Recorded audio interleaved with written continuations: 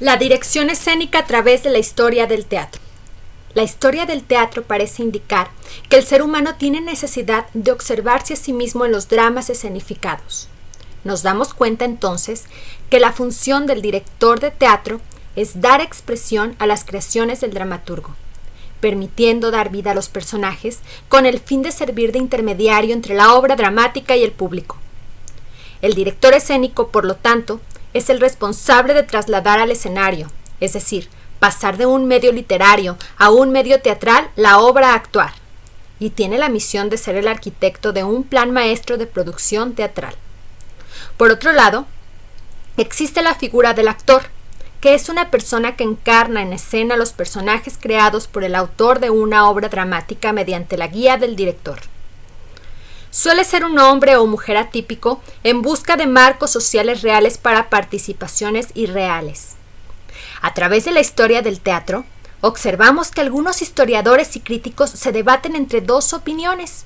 Algunos piensan que el concepto de dirección escénico es de reciente aparición y debe ser considerado como una novedad, pero otros opinan que la dirección escénica es tan antigua como el teatro mismo. A continuación se explica la historia del teatro a partir de 12 momentos trascendentales, situando la figura del director escénico a través de cada uno de ellos. 1. Teatro griego. El teatro griego se origina en Grecia en el siglo XIV a.C. El teatro griego propone dos grandes géneros de los que se desprenderán los demás: tragedia y comedia.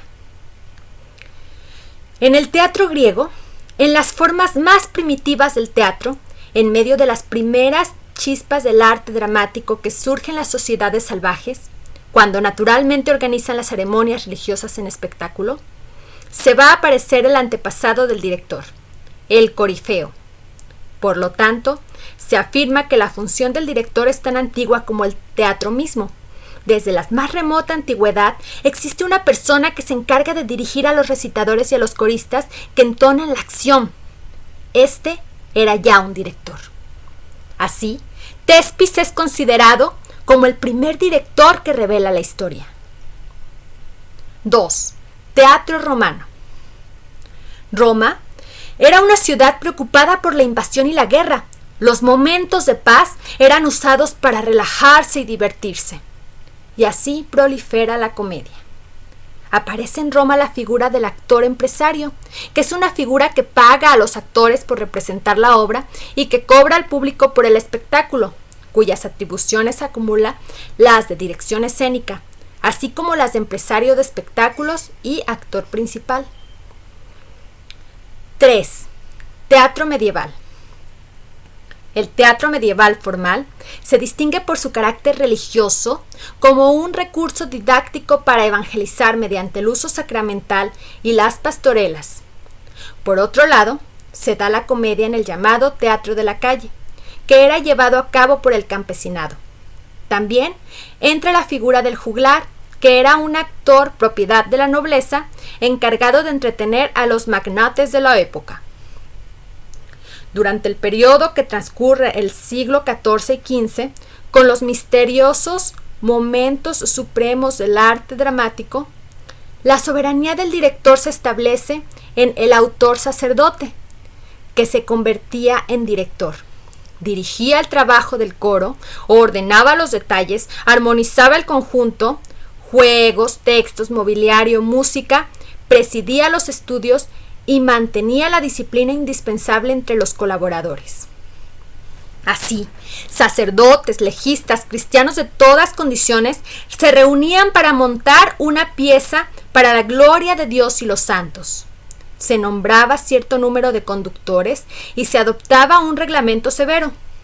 Los conductores se encargaban uno del decorado, otro de la puesta en escena, otro de la música y la maquinaria, del texto o de los papeles. Mientras tanto, en la calle, los llamados histriones desarrollan historias chuscas dentro de los corralones, y en los castillos los juglares organizan espectáculos para divertir a su señor. Todos ellos eran considerados directores de su escena. Teatro renacentista.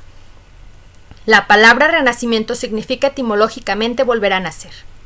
La extensión de las ideas humanistas provocó una nueva valoración del ser humano, impulsando una actitud antropocéntrica, es decir, el hombre se convierte en el centro del universo, aunque sigue siendo eminentemente religioso.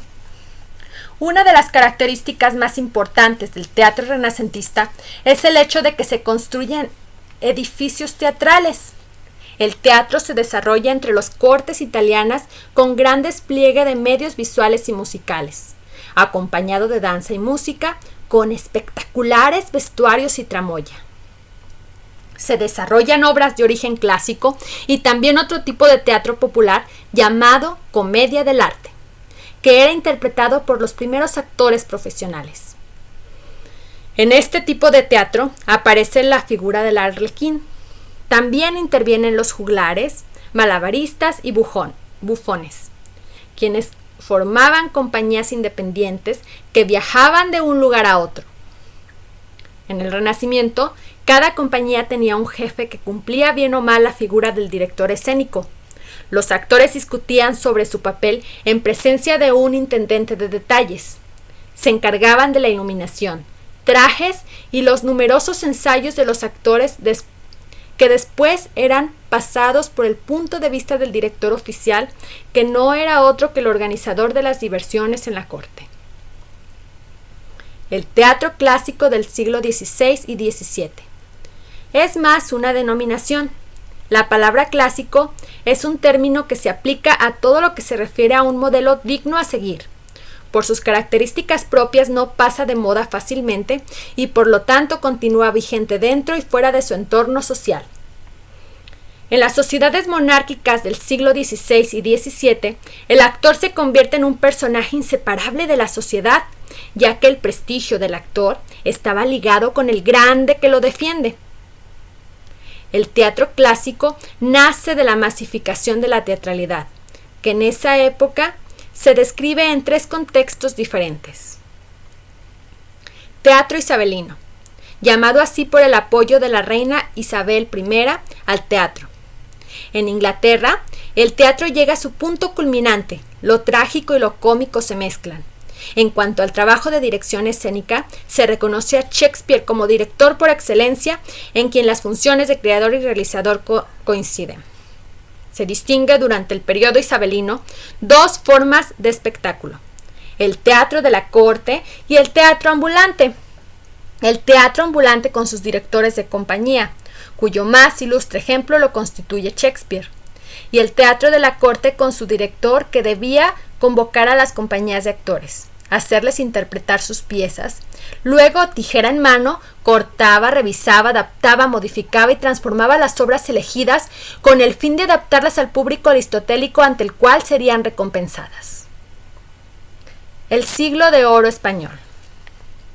Durante el siglo XVI y XVII tuvo lugar un importante desarrollo del arte y la cultura en España. Los reyes se convirtieron en protectores de los artistas. Surge en ese momento los más importantes literatos y autores de obras de arte en todos los campos. Por eso se le llama siglo de oro. Existen las compañías de lengua, que son los teatreros ambulantes, y las compañías de título, que son los actores profesionales reconocidos por la corte real. El trabajo del director fue sostenido durante el siglo de oro español por el autor dramaturgo, el actor principal o el gerente de la compañía. Y se precisa que en estos momentos este personaje o personajes eran simples observadores de la escena que trabajaban asegurando un trabajo eficaz. El teatro clásico francés. El clasicismo francés es una denominación historiográfica que designa los estilos artísticos desarrollados por el arte francés durante el siglo XVI y XVII, bajo el reinado de Luis XIV. El ideal clásico es entendido como claridad, mesura, obediencia de las normas, tanto en las letras como en las artes, con ideal de orden y unidad. Su lenguaje es elevado y trata asuntos mitológicos o históricos lejanos. Separación de la tragedia y la comedia. La tragedia se relaciona con la clase alta y la comedia con plebeyos y burgueses. Se señala que existe entre los miembros del teatro francés un ingeniero técnico que se hacía cargo de guiar a los bailarines y actores. A propósito de las representaciones de algunas piezas de Molière dadas en Rusia a finales del siglo XVII, se observa que el argumento permitía al director desplegar todo el lujo posible. El teatro neoclásico del siglo XVIII. Siglo de las luces o Ilustración. Marca el inicio de la ideología del mundo moderno. El teatro neoclásico se caracterizó por retomar los estilos de la sociedad romana y griega clásica, pero imprimiendo sus ideales morales en dichas obras, representando así las ideas de la Ilustración en el ámbito de la cultura. Había un gran interés en mantener el decoro, el realismo y combinar el entretenimiento con lecciones morales. Su característica más relevante e importante era basarse en la búsqueda de la felicidad humana utilizando los recovecos del camino de la cultura y el progreso. La figura del director de escena es por primera vez definida dentro de esta época, pero aún no se le da la importancia de creador al director. El romanticismo. Movimiento artístico que tiene sus orígenes en la primera mitad del siglo XIX y que sentó básicamente una reacción contra las normas académicas estrictas, el racionalismo y la rigidez del neoclásico, así como la afirmación de una libertad absoluta.